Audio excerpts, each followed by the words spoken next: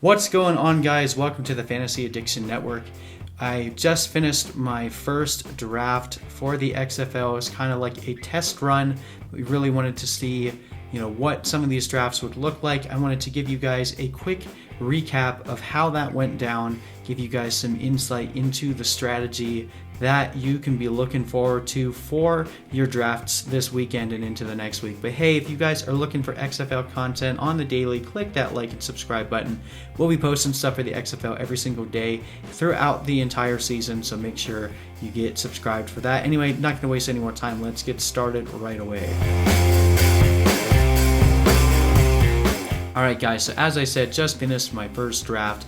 We were doing a 6-team league in which we had one quarterback, one running back, 2 wide receivers, 1 flex, 1 defense, and then 4 bench slots. So I just want to give you a quick recap of kind of how that draft went. Now, the first round went a little surprising. I was drafting from the 6th slot, so what I was hoping for was for either any one of the big 3 receivers, and in my opinion, the best 3 receivers here are Sammy Coates, Rashad Ross, and Mikael McKay. Both Mikael McKay and Rashad Ross went, but Sammy Coates fell to me all the way down at the 106. So that choice was super easy. This is a PPR league, so I wanted to make sure I nabbed a top-end talent at the wide receiver spot. So I got Sammy Coates, and then I swung back around and grabbed Jarrell Presley because only needing to play one running back, having the opportunity to have a top-tier guy at both wide receiver and running back was really important. So I started with Sammy Coates and Jarrell Presley. Felt pretty good about that start. Then things started to go a little bit interesting. There was a guy that drafted 2 quarterbacks, and then quarterbacks just started flying off the board. So by the time we got to my picks at the end of the 3rd, beginning of the 4th, I knew I needed to grab a quarterback because at that point, only Philip Walker and Jordan Ta'amu were left. And I say Philip Walker, not Connor Cook, because there was news that came out today, not officially on the XFL, but it does appear that Houston is going to be going with Philip Walker as their starter. So I've switched and swapped Cook and Walker in my rankings, but really wanted to just nail down that Houston Roughnecks pass offense, which should be one of the most pass-happy teams in the league. So I stacked Sammy Coates with Philip Walker, and then I swung back around and honestly want to double back to my 2nd round. When I took Jarrell Presley, I was actually contemplating just taking 2 wide receivers just because of how important and valuable wide receivers are in this league. I thought it might be a good idea to take 2 wide receivers right off the bat, but I decided against it because the wide receiver that I was really looking at is kind of going under the radar right now. I really like Jeff Badette for the Dallas Renegades, and I was like, well, maybe he'll come all the way back to me at the end of the 3rd round, and sure enough, he did. So when I went Sammy Coates and Jarrell Presley, Jeff Badette fell all the way down to me at the 306. I took Jeff Badette and Philip Walker, so those were my first 4 picks. So I started out, already locked down my quarterback, which typically I'd prefer to wait until like the 5th or 6th round to draft a quarterback in the XFL, but just based on the way that things were going, I didn't want to get stuck with Aaron Murray or Brandon Silvers as my quarterback. I wanted to make sure I got one of at least the tier 2 guys. So that's why I jumped a little bit early. You just got to play your draft room. With the way that things were going, I knew I was going to be able to get values later, so I didn't worry too much about it. All right, so then we got back to the 5th and 6th round. A few more receivers and running backs went off the board, but I already had my running back spot nailed down with Jarrell Presley. Not too worried about it, honestly. When you have an elite running back and you only have to start one, I was only planning on drafting a couple more guys just as backups.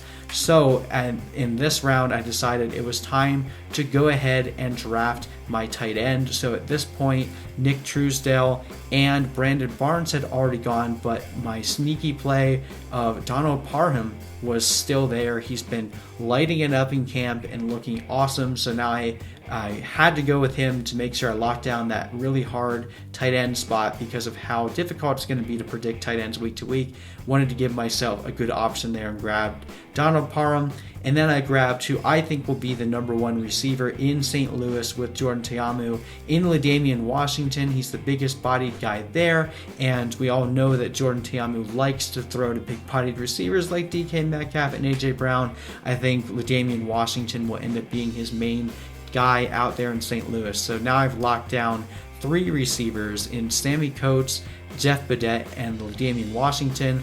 Got my tight end in Donald Parham. I've got my quarterback in Philip Walker and my running back in Jarrell Presley. So my starters are pretty much set other than my defense. So then it snaked back around to the 7th round. Now I wanted to make sure that I locked down that running back spot in DC. So I grabbed Donnell Pumphrey. Don't know why he fell so far, but I was really excited to grab him there. I feel like that is an incredible spot to be able to grab Donnell Pumphrey, who is going to be a good running back on his own. And then if Jarrell Presley ends up disappointing, I already have a backup plan there. So lock down that running back spot. And then there'd only been one defense that had went at this point, so I just went ahead and grabbed the New York Guardians. I think that they hold the best chance of being a weekly consistent defense scoring interception point, so I just went ahead and locked down my defense.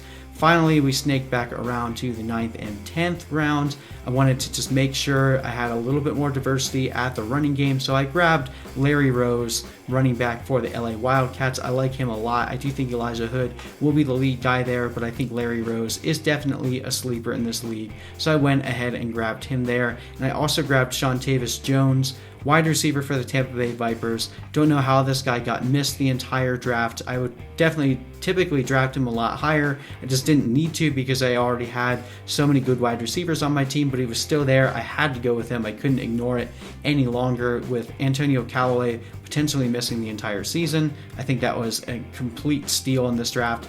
And then finally we got to the last round, got to the 11th round, and I went ahead and drafted a backup tight end. I don't know why, but Cole Hunt was still there, so I locked down the tight end position. One of Donald Parham or Cole Hunt will be able to take the reins for me, and I'm excited for what both of those guys can offer. We'll see who ends up being better, but now I get to wait it out. So overall, that gives me a roster of Philip Walker, Jarrell Presley, Donnell Pumphrey, Larry Rose. And then at wide receiver, I have Sammy Coates, Jeff Badet, LaDainian Washington, Shontavis Jones. And then at tight end, I have Donald Parham and Cole Hunt. And then at defense, I have the New York Guardians. So pretty pumped about this team. Like I said, there was a lot of interesting strategy going on. I think you'll see that a lot in your leagues based on whose rankings you're using, or if you're using any rankings at all. It's going to be very interesting to see. There's not that traditional ADP that you would typically see